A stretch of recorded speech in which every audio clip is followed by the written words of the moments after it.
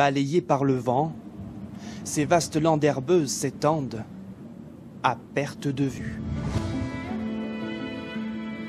Des plateaux interminables, comme suspendus dans les airs, un panorama infini qui évoque les grands espaces de Mongolie. Des moutons au loin, oui, c'est vrai que des yourtes, ça serait pas mal ici.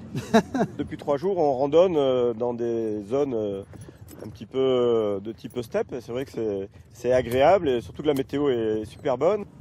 Un décor du bout du monde, celui des steppes mongoles, entourées de montagnes géantes. Mais nous sommes bien en Auvergne, sur le site des Hautes-Chaumes du Forez. De juillet à septembre, Antoine de Boismenu y fait monter ses 16 vaches en estive. Des pâtures idéales pour produire un lait unique.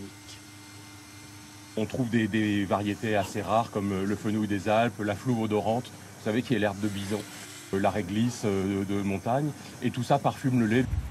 Son troupeau joue surtout un rôle essentiel sur la nature. S'il n'y avait pas de vaches et d'activités humaines sur ces espaces, vous seriez dans des broussailles.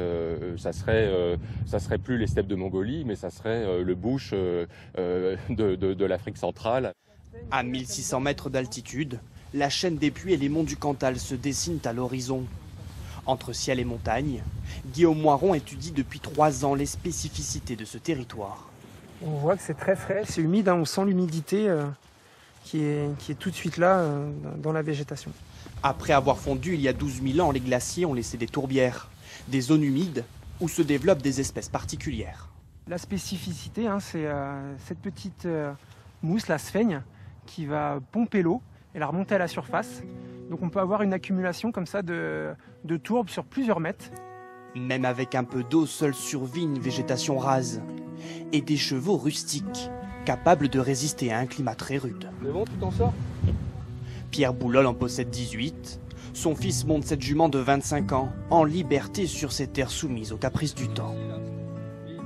Ici, on n'a pas de pur sang, on n'a pas d'anglo, on n'a pas de chevaux de course. C'est des chevaux qui doivent résister quand même à des conditions qui peuvent être parfois dures. Autant l'hiver, quand on a des -20, l'été quand on a des 35 degrés, 40 degrés.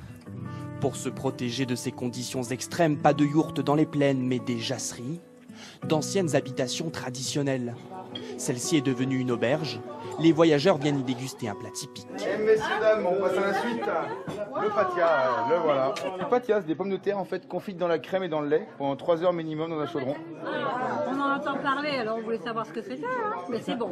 Ça vous plaît? Ah, c'est très bon, c'est très crémeux. De quoi reprendre des forces pour explorer ce si petit bout d'Auvergne, aux allures d'immense Mongolie.